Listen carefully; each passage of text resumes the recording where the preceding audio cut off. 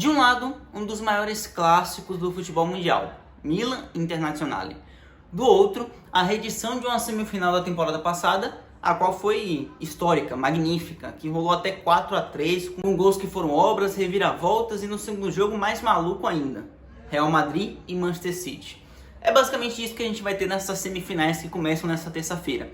A gente vai falar um pouquinho na prévia de cada um desses jogos que prometem e muito. O primeiro, na terça, Real e City. A ida no Bernabéu. E de um lado a gente tem o Real Madrid, que foi campeão da Copa do Rei nesse final de semana. Vitória por 2-1 para cima do Osasuna. Que obviamente anima o time, traz um pouco mais de confiança. Em uma temporada em que o Real foi, ao longo dela, em alguns momentos irregular. Tanto que deixou o Barcelona disparar no Campeonato Espanhol, e um título que basicamente está quase que nas mãos do Barcelona. O Real não tem mais quase que nenhuma chance de conseguir alcançar, e restou a Champions e restou a Copa do Rei. A Copa do Rei já veio numa final até que o Real joga. Para mim, foi até em certo momento decepcionante, o Real bastante dependente do Vinícius, o que foi uma característica bem marcante durante a temporada, o Vinícius assumindo um protagonismo, mas em alguns momentos o Real sendo excessivamente dependente do Vinícius. Uma coisa é você ter um protagonista que você potencializa e se aproveita muito do futebol dele. Outra coisa é você ficar refém completamente dele. Isso é um risco muito grande. E para o Real foi a marca de alguns jogos, de muitos jogos durante a temporada.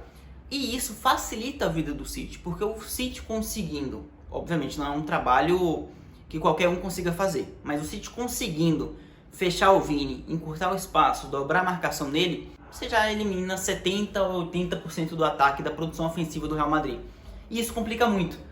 Ah, mas o Rodrigo fez 2 gols na partida. Ainda assim, o Vini foi o cara que mais propôs ações ofensivas, inclusive dando assistência para o Rodrigo. O Real, quando o todo funciona bem, quando você tem a participação do Benzema, que é um cara decisivo, que aparece nesse tipo de jogo, quando você tem o Rodrigo aparecendo bem e mostrando a qualidade que ele tem, um grandíssimo jogador, Rodrigo, auxiliando e dividindo as responsabilidades com o Vinícius no ataque, isso facilita muito o jogo do Real e torna o time muito mais perigoso. Além, claro, do poder do meio de campo equilibrado, que pode ter Kroos, pode ter Modric, pode ter Valverde, pode ter Camavinga, que tem sido improvisado na lateral esquerda, você tem Tchouaméni, você tem Ceballos entrando bem. É um time que, quando todas as peças funcionam bem, ele pode te afetar e te causar muito dano. Mas corre o risco de ficar dependente do Vini. Se ficar, vai ser um ponto extremamente positivo para o City. Como tônica no jogo por completo, eu acho que o Real vai ser um time até mais reativo, mais que jogar em casa. O Real consegue jogar melhor em verticalidade, roubando a bola e saindo em velocidade para aproveitar até a velocidade e o talento do individual, do X1, de Rodrigo, de Vini, e a precisão de um Benzema, que é um matador, consegue ser em vários momentos. E o City, mesmo jogando fora, busca ter a posse. Eu creio que vai ser a tônica do jogo do City, mesmo que jogando no Bernabéu. O City da temporada passada, ele foi eliminado pelo Real Madrid muito por conta do mental. O mental de um time extremamente experiente nesse tipo de competição e vencedor, como o Real Madrid, pesou muito contra um City. Só que o fato é que o City tem evoluído. E numa temporada em que ganhou ainda mais confiança com o Haaland, vindo com o seu sistema funcionando a plenos pulmões, um City que consegue dominar adversários em sequência, vindo de vitórias consecutivas na Premier, reassumindo liderança, ultrapassando o Arsenal, recentemente goleando o próprio Arsenal, que é o vice-líder da Premier League, o Haaland quebrando o recorde de gols da Premier em uma única temporada, o City com funcionamento perfeito, De Bruyne e Haaland se encontrando cada vez mais, o sistema de domínio por posse funcionando também, com várias opções, Grealish jogando bem, Mahrez pelo outro lado entrando também muito bem, Foden aparecendo de vez em quando, Bernardo Silva, De Bruyne muito funcional, pisando na frente, criando pelo meio. É um time com muitas opções. Diferente de um Real que, por muitas vezes, fica muito baseado no Vini, o City é facilmente um time que se divide, e isso é um extremo perigo para o Real Madrid. Acredito que, por mais que esse jogo seja no Bernabéu, o Real vai ter menos posse, vai tentar se criar principalmente em velocidade.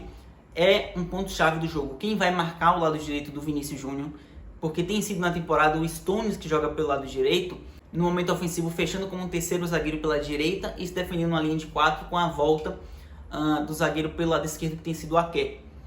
Porém, o Stones na velocidade obviamente não pega o Vini, mas até que ponto o apoio de um Rodri pelo lado direito, um apoio até do próprio Mahrez voltando para ajudar na marcação, ou se um Grealish jogar por ali, até que ponto podem barrar, podem duplicar a marcação em cima do Vini e dificultar o jogo do Real.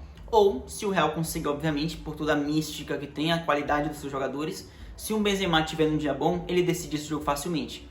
Mas é papo que eu acho que esse jogo não sai decidido, digamos assim, do Bernabéu, uma goleada para qualquer um dos lados.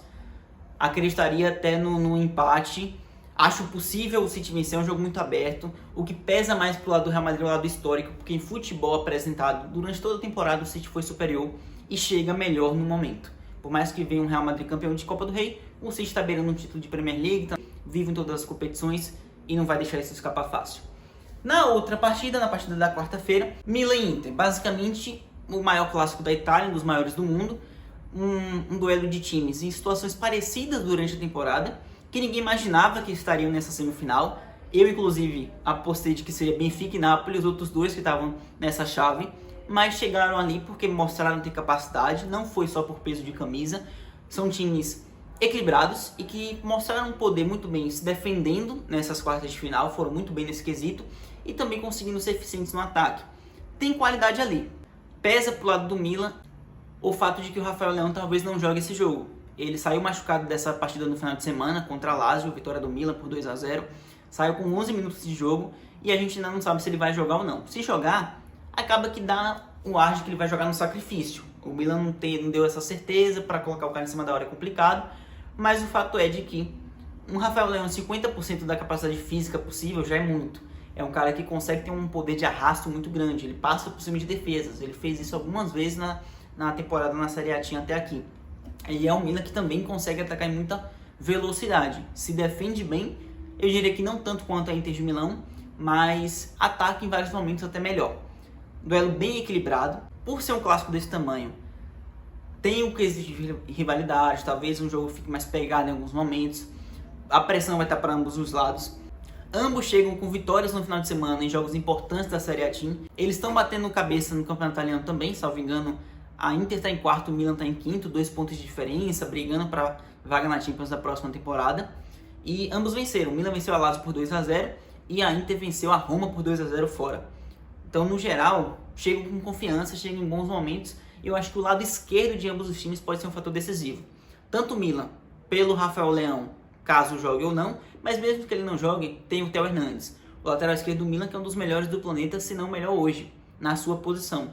É um cara de um poder ofensivo muito forte, ele apoia muito bem, ele tem um poder de arrasto, uma arrancada muito forte, fez um golaço esse final de semana, que não é o primeiro nesse estilo na temporada, saindo da intermediária dele e só parando na intermediária do adversário, chutando de fora da área, com uma belíssima finalização, que ele também tem um poderio forte nesse quesito. Então é um cara para se observar e que pode definir jogo.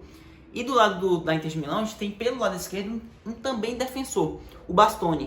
O Bastoni está jogando pelo lado esquerdo da zaga da Inter de Milão e é um cara que tem evoluído no sentido de lançamentos, de passe. A visão do Bastoni tem me chamado a atenção durante a temporada. Ele já tem algumas assistências na Champions e ao longo do campeonato italiano também. É um cara que tem evoluído muito, além de marcar muito bem, consegue ter um fator diferencial de ser um zagueiro que avança e encontra esses passes que pode fazer diferença total para a Inter de Milão. E é uma jogada que eles têm utilizado cada vez mais. É bom ficar de olho no lado esquerdo, eu acho que é um ponto chave da partida entre Inter e Milan.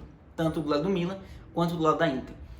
Jogo que é muito difícil prever resultado, porque a gente sabe do equilíbrio, do momento das duas equipes ser parecidos, e além disso um clássico de camisas pesadíssimas e que é a maior rivalidade da Itália. É difícil, mas eu diria que, sei lá, ou Milan ou empate nesse primeiro jogo. Mas longe de definir classificação caso o Milan vença. Acho que um 2-1, coisa do tipo. No geral é isso, muito obrigado por assistir. Se você está chegando por aqui agora, se inscreve no canal se você gostou. Compartilha para os seus amigos. Inclusive, se você já é inscrito, segue aí compartilhando para a gente aumentar a nossa família no canal 10 Fala Pouco a Pouco. Muito obrigado, valeu pelo apoio, tamo junto, tchau.